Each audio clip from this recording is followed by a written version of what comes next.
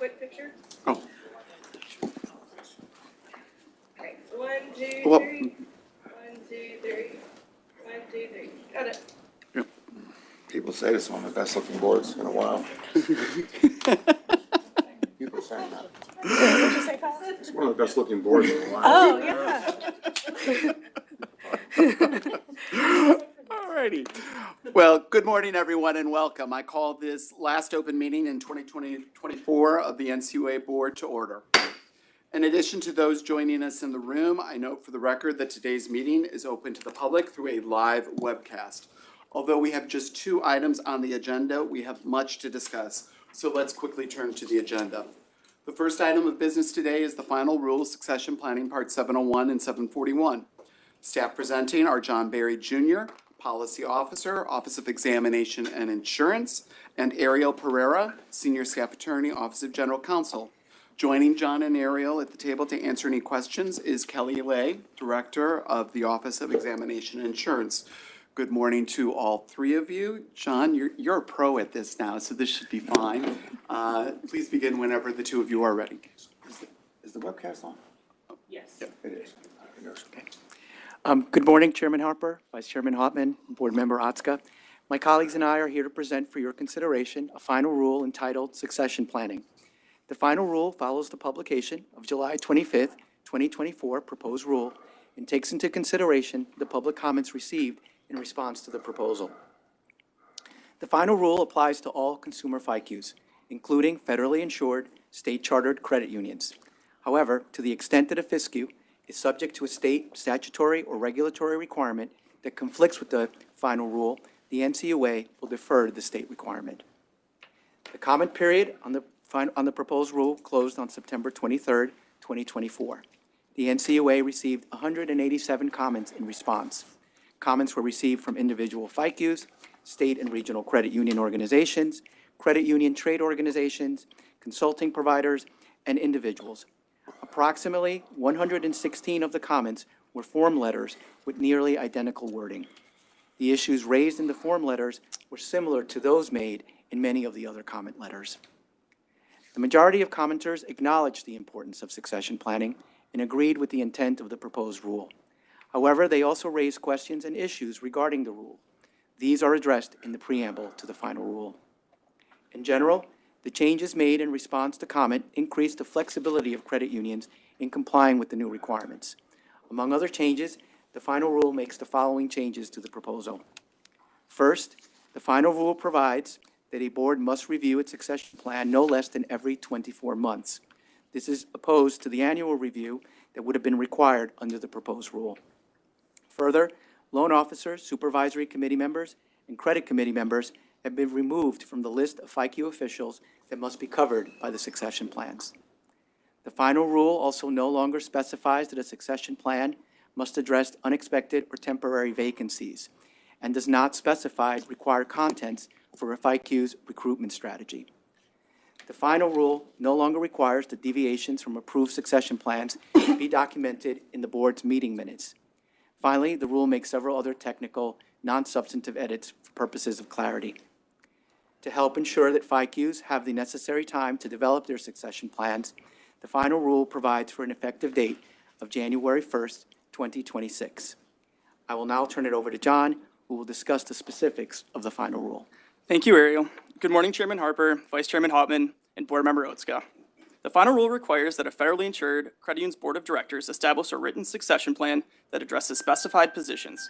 At a minimum, the succession plan must cover members of the board of directors, management officials and assistant management officials, senior executive officers, and any other personnel the credit union's board of directors deems critical given the credit union's size, complexity, and risk of operations. As Ariel noted, the list of covered officials has been revised in response to public comment. Supervisory committee members, credit committee members, and loan officers were removed from the list of personnel required to be covered in a federally insured credit union succession plan. The final rule also requires the succession plan to address the credit union strategy for recruiting candidates with the potential to assume each of the covered positions. The strategy must consider how the selection and the diversity of skills among the employees covered by the succession plan collectively and individually promotes the safe and sound operation of the credit union. The board of directors will be required to review the succession plan in accordance with the schedule it establishes, but no less than every 24 months. Although the Board of Directors is expected to adhere to its succession plan, the NCUA recognizes that circumstances might require changes to the plan when filling specific vacancies. However, unlike in the proposed rule, the Board of Directors no longer is required to approve deviations from their approved succession plan or document the rationale for the deviation in their meeting minutes. The final rule also amends Section 701.4B3, which contains education requirements for directors of federal credit unions. The rule requires that directors be familiar with the succession plan no later than 6 months after appointment. The expectation is that a federally insured credit union will develop a succession plan that is consistent with its size and complexity. Credit unions, not the NCUA, are best positioned to assess various risks and opportunities related to succession planning. A credit union will need to make its own determinations on the detail necessary to address the required elements in their succession plan and whether additional factors, other than those required in this rule, should be considered when in their succession planning process. As an aid, the NCUA is making available a sample succession planning template that may be appropriate for some smaller federally insured credit unions, though it might be beneficial to all credit unions to review. This concludes our presentation. We'd be happy to address any of your questions. Thank you, Ariel. Thank you, John, and thank you, Kelly, for your hard work and presentation on the final rule that codifies the succession planning process for key positions at federally insured credit unions. And thank you to the many others across the agency who worked collaboratively to bring this final rule before the NCUA board today. Moreover, I am grateful for the consideration by all 3 board offices in negotiations over this final rule. It's fair to say that none of us got everything that we wanted in this rulemaking, but all of us got something that was important to us. That's how boards and how compromising to reach consensus should work. So thank you to my fellow board members and their policy advisors. Why is succession planning so important? It's because the best way to solve a problem is to prevent it. Some attribute Benjamin Franklin with saying, if you fail to plan, you plan to fail. Regardless of whether Franklin said those precise words, I very much agree with the sentiment. We know that failure to plan for management and key decision-maker transitions comes with a cost. The potential costs range from an unanticipated merger of a credit union or its failure when key personnel depart. For small, low-income, and minority depository institution credit unions, as well as those that support under-resourced and rural communities, the situation happens more than any of us would like. In my view, it's better for consumers and the system to have many smaller, diverse credit unions serving a wide variety of purposes, communities, and markets, instead of consolidating credit unions into fewer and larger institutions. More competition leads to greater consumer choice, lower prices, and better services. Moreover, fewer, larger, and increasingly complex credit unions can expose the National Credit Union Share Insurance Fund to greater risks. This final rule on succession planning establishes a way for the NCUA to address one of the most common causes for unplanned and unforced credit union mergers. It also ensures that smaller credit institutions remain the cornerstone of our nation's federally insured credit union system. Specifically, the final rule requires the board of a federally insured credit union to establish a written succession plan that addresses the specified positions that are vital to the credit union's continued operation and management.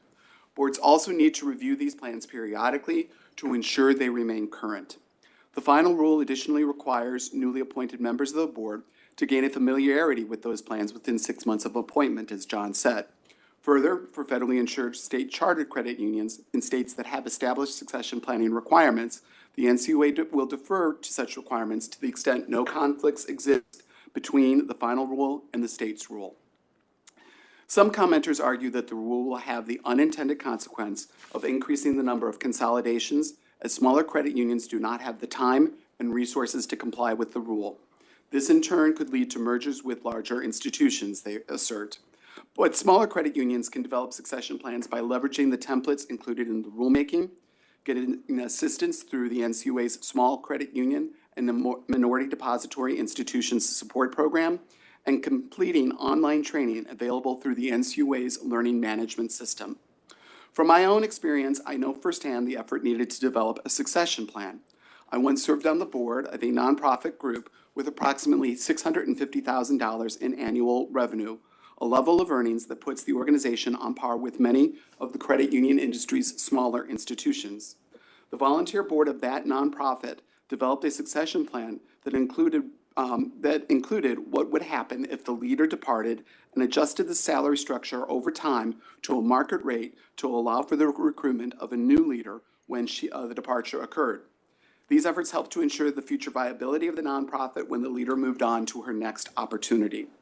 This final rule also aims to be straightforward and manageable. It provides a standardized template to support credit unions and their succession planning processes.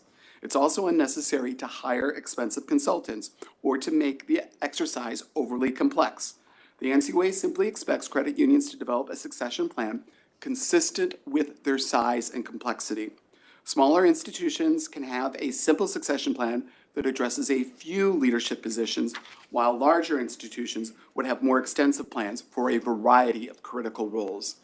The final rule also narrows the list of covered officials.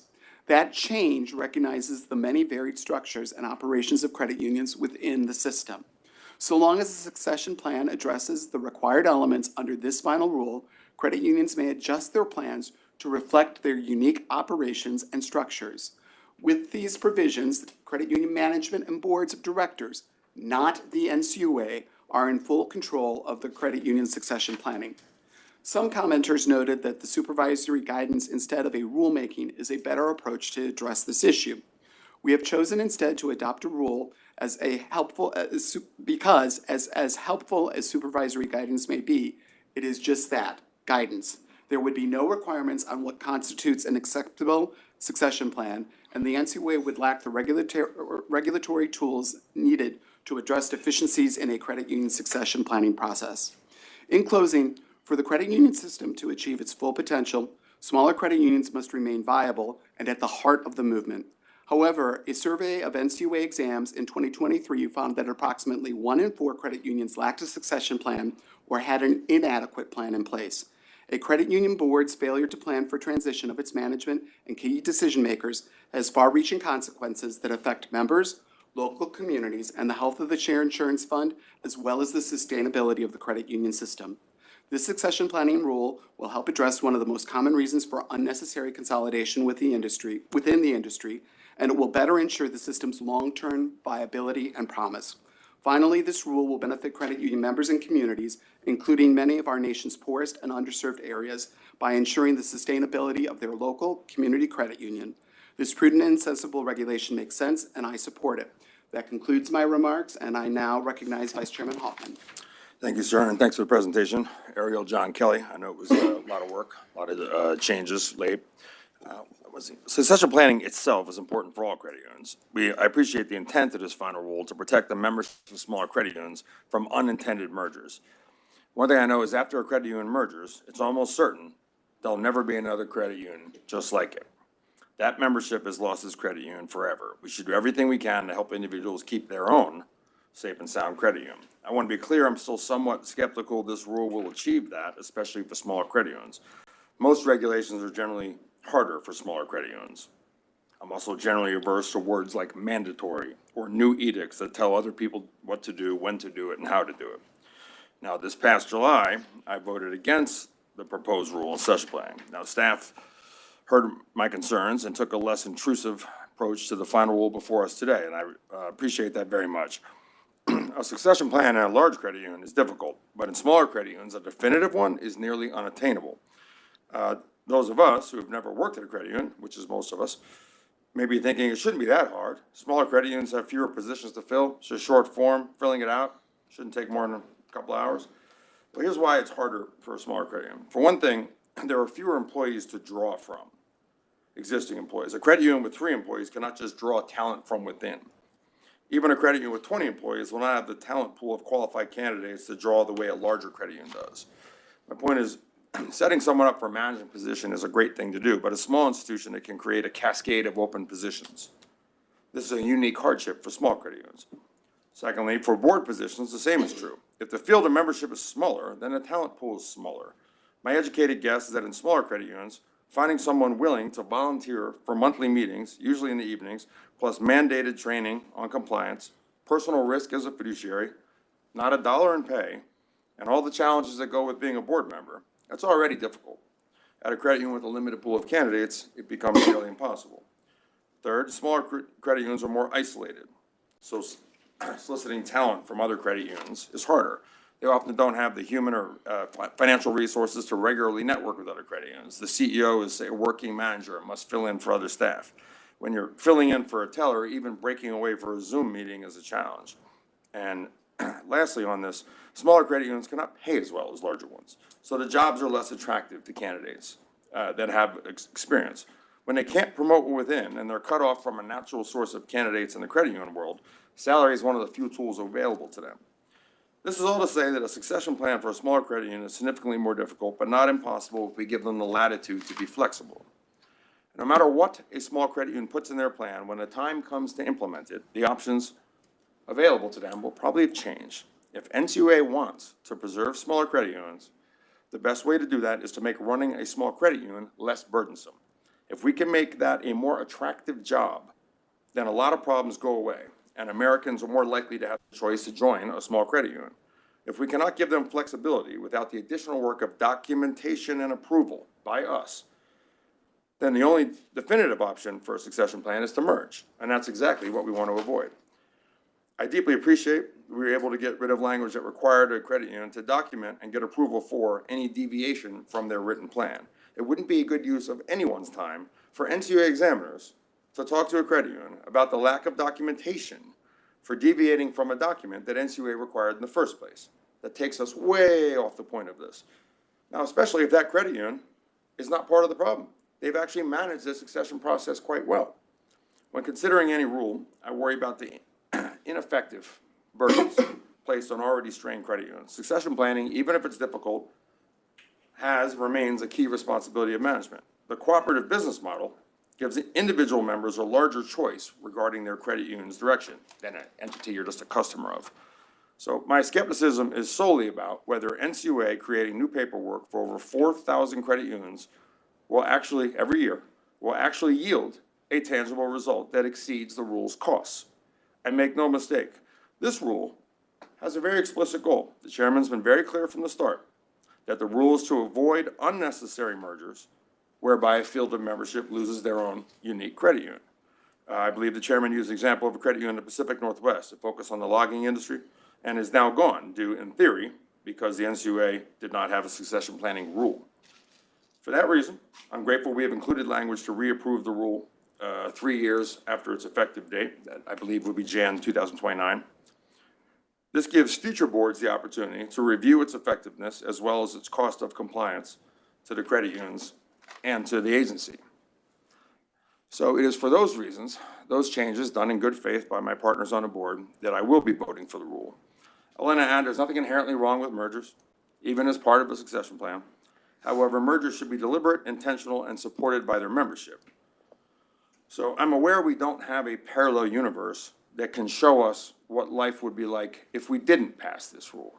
We're only going to know what the next 3 years are like after we pass this rule. That said, in 3 years, there should be clear, identifiable benefits to this rule, because the costs are very identifiable. If not, if we don't have clear, identifiable benefits to this rule, then the rule, in my opinion, ought not be approved. I probably will not be here at that time. Can I put the slide up, please?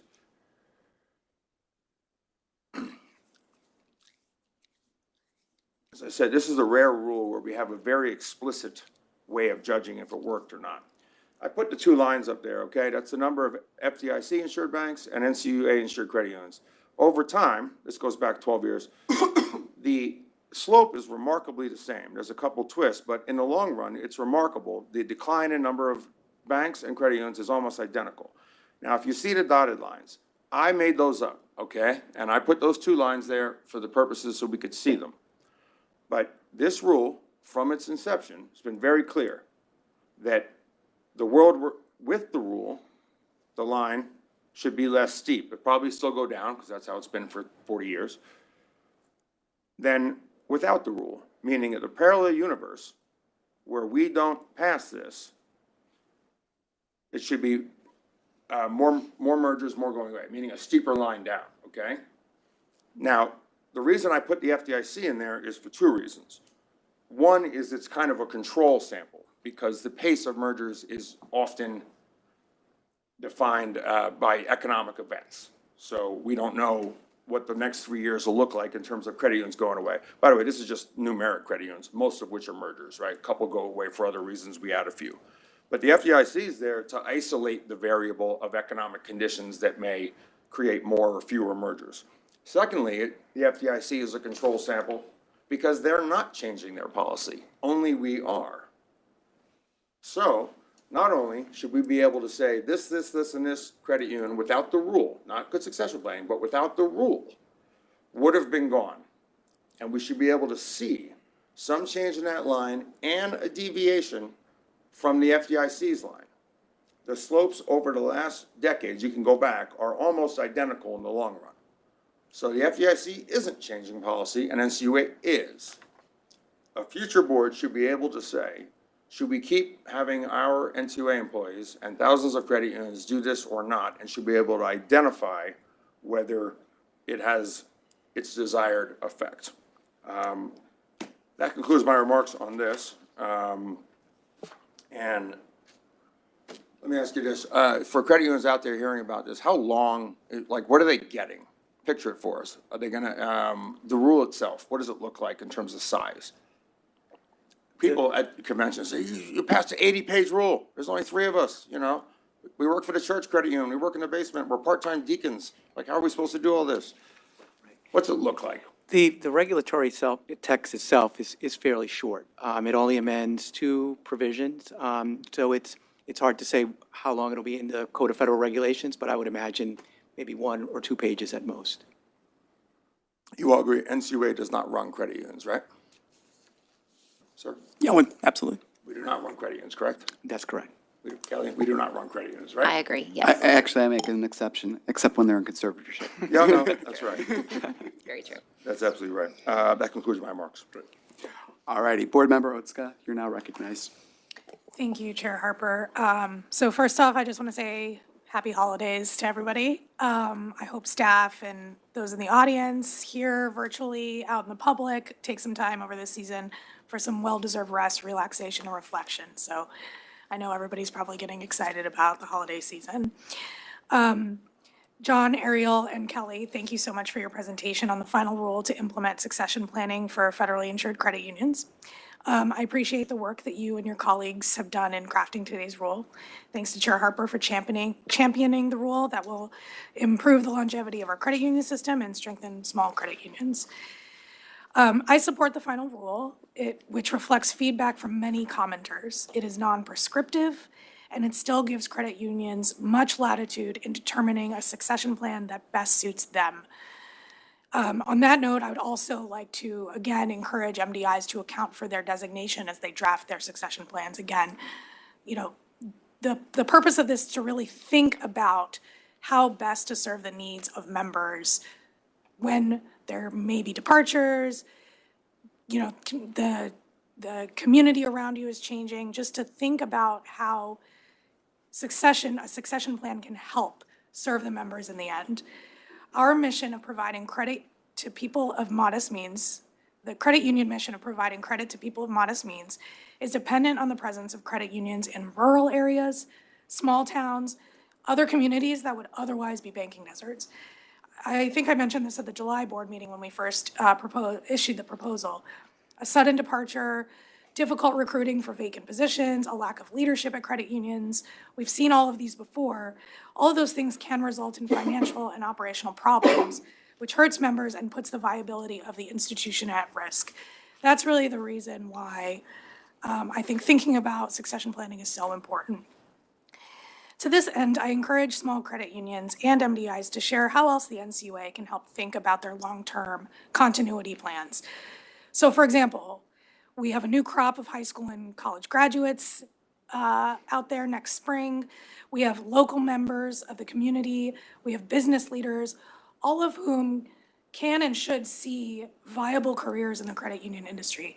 So in addition to succession planning, I really do welcome any ideas, and I'm happy to work with staff and stakeholders to promote the field of credit unions and ensure the success of the next generation of credit union leaders. Because I think that's part of it too, is really empowering the next generation of leaders in credit unions so that we can continue the credit union system that we have today and strengthen it. So again, I support the rule and appreciate the work of my colleagues and the collaboration. I'll turn it back to you, Chair Harper. Thank you so much, Board Member Otska. I really appreciate your idea related to MDI credit unions and taking their circumstances under, and I also appreciate your comments about the need to scale our regulations, Vice Chairman Hoffman. I do want to note for the record that in addition to what's in this rule's preamble, we also have a rolling 3-year review of all of our regulations, as well as we voluntarily participate in the decennial review required under the Economic Growth and Regulatory Paperwork Reduction Act. I think I got all of those letters right in it. Board Member Otska, is there a motion? I move that the board approve final rule, Parts 701 and 741 of NCUA's rules and regulations as attached to the board action memorandum. I second the motion. All those in favor say aye. Aye. Aye. All those opposed say nay. The ayes have it, and let the record show that the motion passed 3-0. Thank you, Kelly, Ariel, and John. That concludes our discussion of the succession planning final rule. The second and last item on our agenda is the NCUA's budgets for 2025 and 2026. Staff presenting this item are Eugene Sheed, Chief Financial Officer, and Melissa Loudon, Deputy Chief Financial Officer. Joining Eugene and Melissa to answer questions is Jim Holm, Supervisory Budget Analyst, Office of the Chief Financial Officer. Good morning to all three of you. Please begin when you are ready. Good morning, Chairman Harper, Vice Chairman Hoffman, and Board Member Otska. We are here to present the final recommendation for the 2025-2026 operating, capital, and share insurance fund administrative expense budgets. The staff draft budget justification posted on the NCUA's website on October 30th, and an identical version was published in the Federal Register on November 4th, 2024, for public comment. The NCUA conducted additional analysis of the budget and considered the public comments that we received. The recommended final budget includes various adjustments as a result. The net impact of these adjustments in comparison to the staff draft are as follows. First, it lowered the recommended 2025 operating budget by $37 million and 6 positions. Second, we've lowered the recommended 2025 capital budget by $0.8 million. And finally, there was a small increase proposed in the final 2025 Share Insurance Fund administrative expense budget of $172,000. The recommended 2025 combined final budgets total $395.4 million and 1,255 positions. This is $37.7 million and 6 positions lower than the draft budget. The recommended 2026 combined budget is $419.5 million and 1,263 positions. This is $49 million and 9 positions lower than proposed in the draft budget. Even though the board adopts a 2-year budget for planning purposes, it is the practice to revisit each year's budget before that budget year begins. Attachment 1 to the board action memorandum includes the summary budget tables for the operating, capital, and share insurance fund administrative expense budgets, detailed budgetary tables for each office in the NCUA, an updated chart showing the distribution of the budget between amounts paid by federal and federally insured state-chartered credit unions, an updated worksheet showing the operating fee rates that will be charged to the federal credit unions. Changes to the staff draft budget. The recommended 2025 combined funding level is approximately 2.5% higher than the board-approved 2024 budget, which is down from the 12.2% increase that was reflected in the staff draft. Staffing in 2025 will be reduced by 6 positions net as compared to the staff draft. For the operating budget, specific changes to the staff draft that in the final budget before you today include an additional $7 million in expected surplus now projected for the end of 2024 for a total of $12 million in carryover funding for the operating budget that will be used to offset 2025 requirements. An additional $70.5 million in total budgetary resources has been identified of which $27 million is in unallocated cash from prior year collections of the operating fee, and $43.5 million is the associated overhead transfer rate that will result from spending the unallocated cash. This combined amount has been used to lower the overall level of the operating budget by $28.2 million for 2025 and $42.3 million for 2026. The budget for agency travel expenses was increased $1.1 million in the final proposal for 2025 and $2.4 million for 2026, reflecting expectations for certain remote staff to increase in-office work. The budget for contracted services was reduced $1.2 million to reflect savings from postponing until 2026 contracting updates for information technology support services. The recommended final budget eliminates 2 new positions and related funding that was requested to establish a new Office of the Executive Secretary. 1 new position proposed for the Office of the Ombudsman was eliminated. 2 new positions proposed for the Office of External Affairs and Communications were eliminated.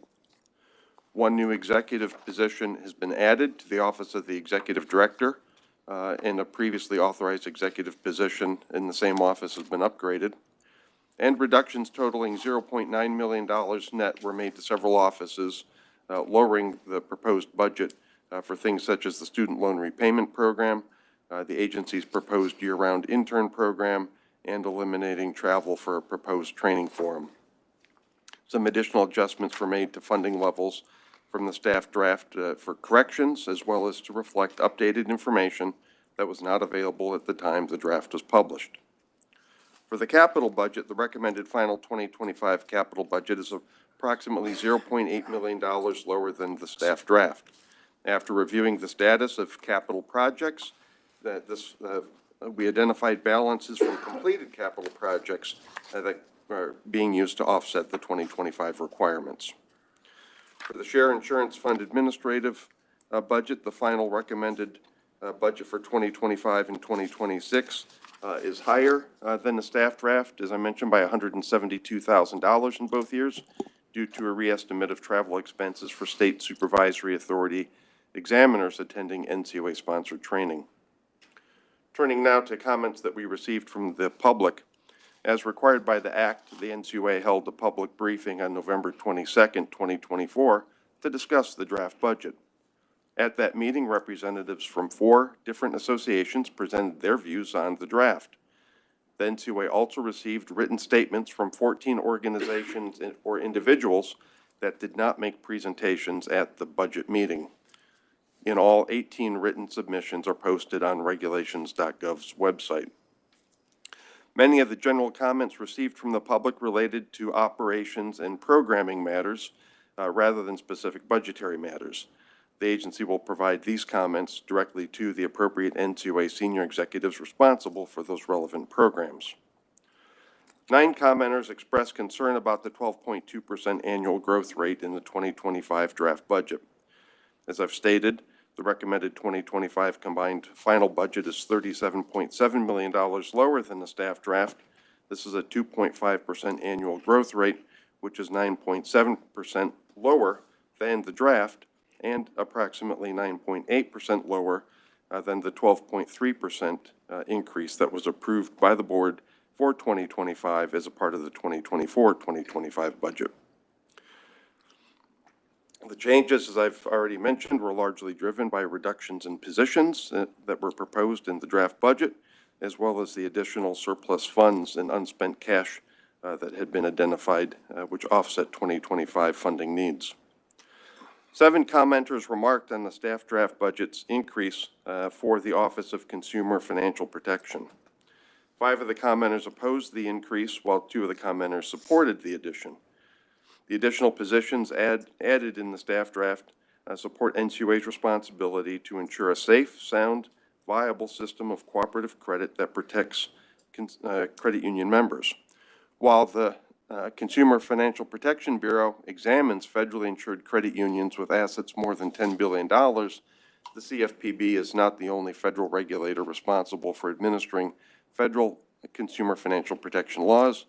The NCUA is responsible for consumer financial protection for credit unions with less than $10 billion in assets, which represents over 99% of the federal credit unions. One of the commenters also raised concern that the budget for the additional financial protection staff would be unfairly paid by state chartered credit unions through the OTR. The OTR methodology does not include the cost of OCFP's consumer financial protection activities and personnel as insurance-related, except for the Consumer Assistance Center, which fields calls related to insured credit unions, including at times calls related to share insurance. 5 commenters were concerned about the overall increase in the NCUA staffing level in the staff draft budget. Specifically, commenters expressed concern about the additional administrative staff. The recommended final budget reduces the number of new staff by 6 positions net. 3 commenters noted that although the staff draft budget generally does a good job describing costs of proposals and initiatives and programs, that more information could be provided to explain the benefit of such investments to the credit union system. In future budgets, the NCUA will work to make clearer any obligation the agency must satisfy driving initiatives and programs or any benefits that they are intended to provide. One commenter expressed support for the examination cycle time revisions included in the staff draft budget, which would generally extend the time between examinations for very well-managed credit unions.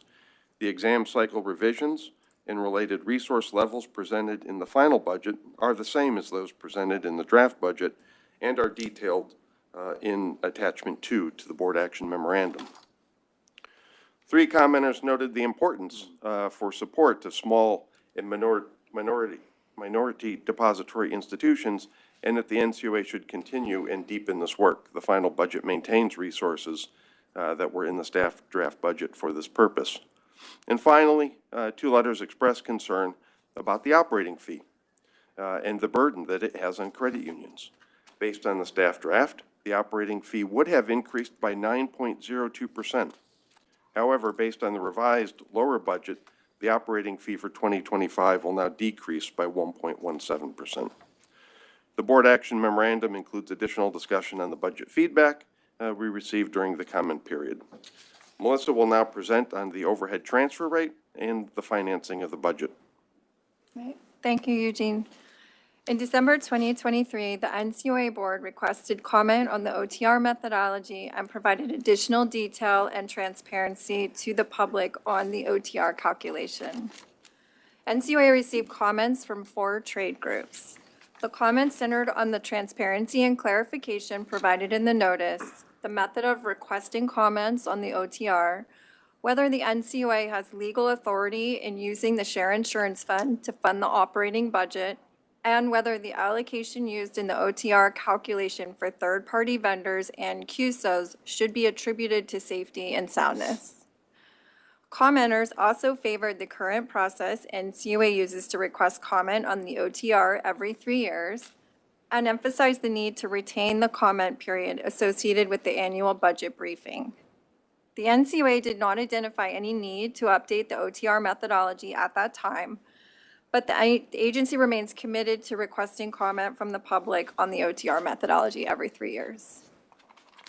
Next, I will discuss how the NCUA's programs are financed.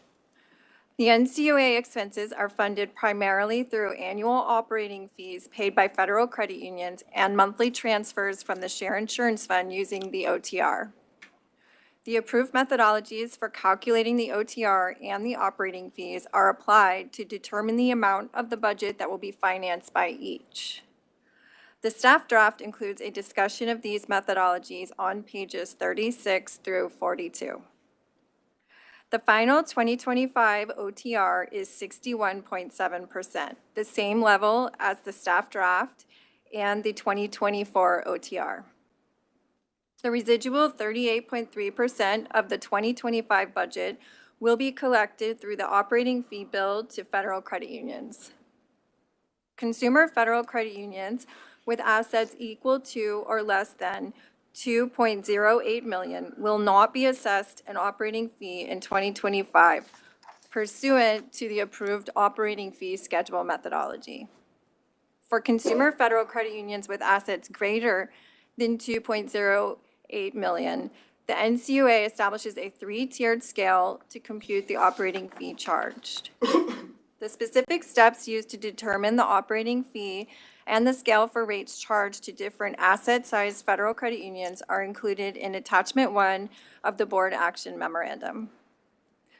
The operating fee charged to federal credit unions in 2025 will decrease approximately 1.17% compared to 2024, which is a 10.19 percentage point reduction from the estimate provided in the staff draft. There are two reasons for the change to the operating fee amount from the estimate reflected in the staff draft budget. First, the operating and capital budgets were reduced by approximately $37.8 million compared to the amounts that were presented in the staff draft. Second, the updated fee is based on average credit union assets presented in the 4 quarters call reports ending September 30, 2024, rather than the estimated asset growth used for the staff draft budget. This concludes our presentation, and we're happy to answer your questions. Thank you, Eugene. Thank you, Melissa. Thank you, Jim. And thank you to the teams in the Office of the Chief Financial Officer, as well as the Office of the Executive Director, for developing and finalizing the budgets for the NCUA in 2025 and 2026. Moreover, my heartfelt thanks to Vice Chairman Haltman, Board Member Otska, Sarah Bang, Renita Marcellin, and Catherine Galicia. The level of collaboration and consensus-reaching efforts amongst the 3 board offices was instrumental in arriving at the budget agreement before us today. I appreciate the many hours spent by all, including much time over this last weekend. Also, thank you to the many stakeholders who participated in this year's budget briefing and those who provided written comments on the draft budget. Your feedback was helpful to the agency in analyzing where to pare costs and establish priorities. As Eugene noted in his presentation, the recommended 2025 combined final budget of the operating, capital, and share insurance fund administrative expense budgets is $395.4 million and 1,255 positions. This final budget is nearly $38 million and 6 positions lower than the 2025 staff draft budget proposed in October. The 2026 combined budget is $419.5 million and 1,263 positions. This budgeted amount is $49 million and 9 positions lower than the 2026 staff draft budget. As noted in the presentation, the year-over-year increase in the 2025 budget is now just 2.5%. That's nearly 10 percentage points lower than initially proposed. And the 2026 budget has dropped as well. Whereas staff once projected an annual increase of 8.2%, the final 2026 budget is now projected to increase 6.1%. Even with these sizable downward adjustments in spending and staffing, the 2025 and 2026 budgets still prudently invest in the areas of cybersecurity and fraud detection in credit unions. The budgets also provide for new staff positions in the areas of consumer financial protection, artificial intelligence, examiner training, as well as climate-related financial risk. On that note, I appreciate my board colleagues working with me to add this new position to our Office of Examination and Insurance. This position will develop a toolkit for credit unions to monitor, measure, and mitigate their climate-related financial risks. It will also aid in updates to the NCUA's 2006 disaster preparedness guidance to reflect the lessons learned from hurricanes like Helene and Milton. And it will support the creation of training for examiners to help them better understand the lending risks found with solar panels for homes and electronic vehicles. Many industry stakeholders commented that the NCUA's operating fees have been unreasonably burdened on credit unions. Whereas the staff draft budget projected an operating fee increase of approximately 9% in 2025, this final budget actually decreases the operating fee by nearly 1.2%.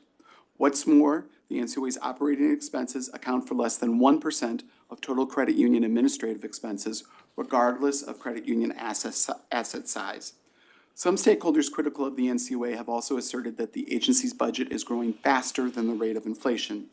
NCUA's economists have examined this issue and found that the NCUA's 2025 budget, when compared to the 2016 budget, has grown by approximately that rate of inflation over that period of time. The agency is not inflating its budgets for its own purposes. The NCUA is simply adjusting its budget to reflect the real-world cost of its operations, responsibilities, and priorities as an agency of the federal government. The NCUA has a proven track record of managing the resources entrusted to it prudently, and the agency will continue to do so now and in the future. In closing, give and take is an essential part of any organization's policymaking and budgeting processes, and the budget before us reflects that principle in action. This funding plan demonstrates the NCUA's strong financial stewardship, and it will allow the agency to effectively execute its safety and soundness, consumer financial protection, and other statutory responsibilities over the next 2 years. As such, I will support this NCUA 2025 and 2026 budget agreement. With that, I look forward to a productive 2025. That concludes my remarks. I now recognize Vice Chairman Hoffman. Thank you, sir, and thank you, everyone. This budget looks significantly different than where we started. We went from a proposed 12.2% staff draft budget to 2.5% today. That's excellent news. These adjustments reflect hard work from our staff, thoughtful input from the stakeholders the chairman mentioned, and good faith discussions among the board. I want to thank Chairman Harper for fostering an environment of open and constructive communication amongst the board offices. I don't think anybody had an agenda that was unrelated that can bog these things down. Nobody was trying to stick it to anybody. Nobody was trying to pull one over on somebody. And I think that's how you get good results. I want to thank those who provided comments, the 18 formal comments, and then we had the budget hearing that provided some very productive exchanges. I believe these efforts benefited all parties. My view on the budget has been consistent. The dramatic increase we saw in the staff draft budget is the result of our process and of human nature, not anything unique to NCUA. Government budgets are most often written by those receiving the funds, not by those funding them. In addition, there's little downside for any department head that asks for more and more resources. Naturally, those receiving the cash see their requests as more reasonable than those paying the bill. If you compare the initial 12.2% budget to the inflation rate of 2.7% and the projected asset growth in credit unions of 4.2%, you can see why credit unions thought the original budget was out of step. I have and will approach the budget with a focus on the process. Nearly 75% of our budget is put towards compensation and benefits. That's a large compounding expense. NCUA's process seems to inherently need to lead to more requests for more and more staff. When we asked our 23 offices in June what they needed to be most effective, out of 23 offices, not a single one requested fewer staff. That said, I want to thank the offices that achieved their missions without the addition of new positions or overhires. It can be difficult to show budgetary restraint in the absence of market pressures, like those faced by credit unions. So I appreciate the restraint it took for the offices that did not request new staff. Let me be clear, this agency's greatest assets are its dedicated people. It's certainly a useful exercise to solicit staff from our staff on their needs.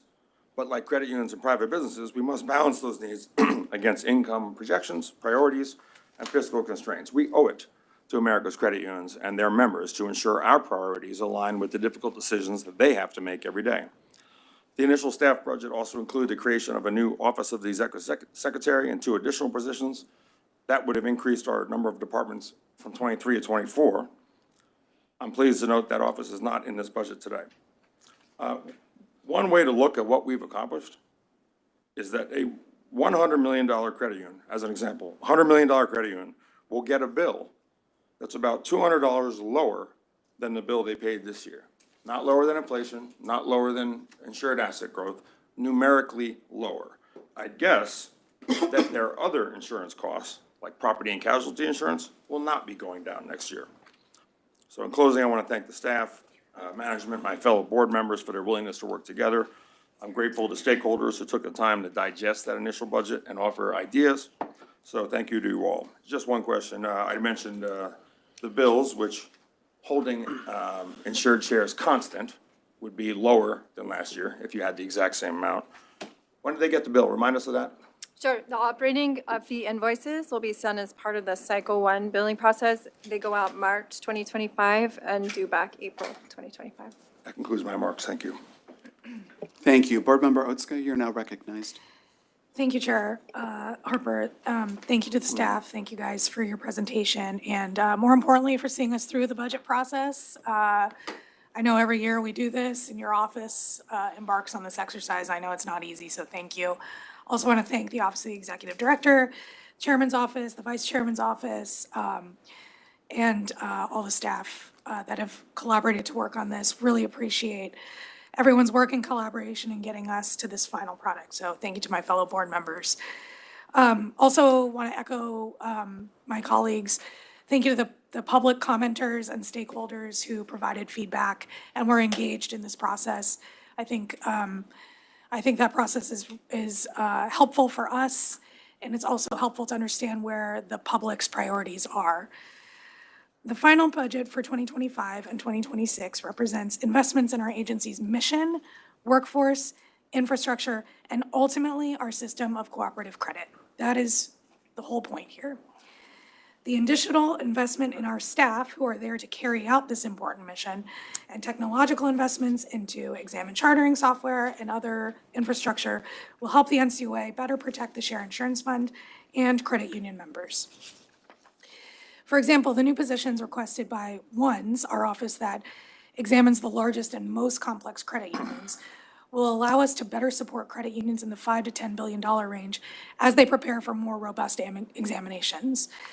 Ensuring credit unions this size are safe and sound is paramount to the health of the Share Insurance Fund and the entire system of cooperative credit. At the public budget meeting earlier this year, I mentioned the work we need to do to further build out our consumer compliance program. The additional staff in the Office of Consumer Financial Protection is a step in that direction. And as I have said and will continue to say, the NCUA cannot do its job as a safety and soundness regulator if we overlook consumer compliance. They are interrelated.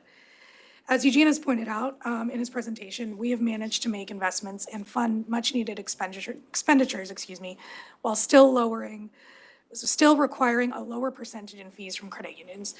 Credit unions of all sizes, assuming their growth remains stable and they stay in the same category, will pay a lower operating fee to the NCUA next year than they did in 2024. This is the direct result of our prudent spending in prior years and the surplus we can now use to lower our overall budget cost. So this lower operating fee is a win for credit unions. It is important that the NCUA is a good steward of the funds we receive to protect the credit union system and ensure share accounts. That deposit insurance part is really, really important to the Americans out there who put their money in credit unions. And the NCUA can only do its job as a strong, effective, and independent regulator if we make the necessary investments in our infrastructure and our staff to carry out that mission. I think that this budget strikes the right balance, and I plan to support it. And thank you again to my colleagues for their collaboration. Thank you to the staff, and thank you to the public stakeholders. Thank you so much, Board Member Otska. Vice Chairman Hauptman, is there a motion? Yes, sir. I got it. I move that the board approve the NCUA's 2025-2026 budget as attached to the board action memorandum. Is there a second to the motion? Second. There is a sufficient second. All those in favor say aye. Aye. Aye. All those opposed say nay. The ayes have it, and let the record show that the motion passes 3-0. Thank you all.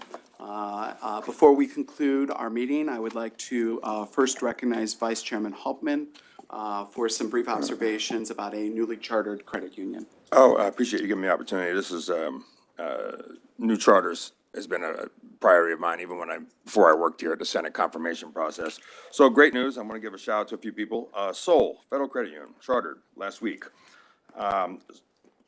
Small city, low-income community, Austell, Georgia, there were 0 banks or credit unions operating in the city limit, 0. This week, there is 1. Seoul Federal Credit Union. Great name, by the way. I want to give a shout out to the CEO, Darius Butler, as well as to our staff that made it happen.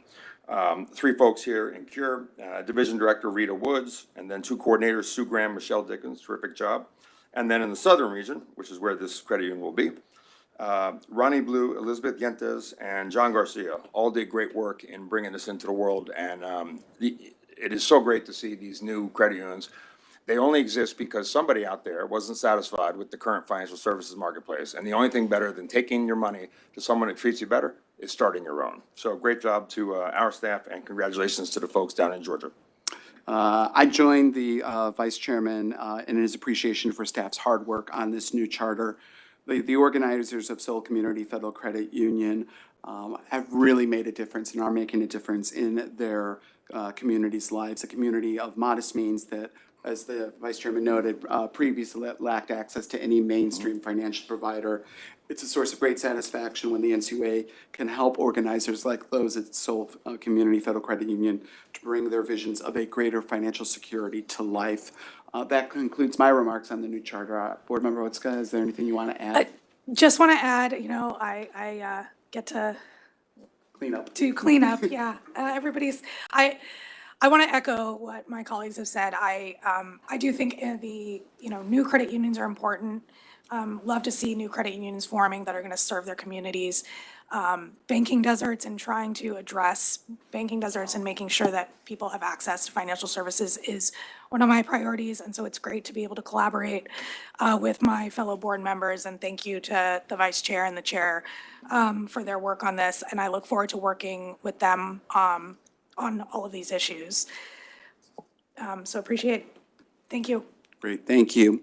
Lastly, before adjourning today's meeting, I'd like to recognize and thank Rendell Jones, our Deputy Executive Director, for his outstanding service to the NCUA.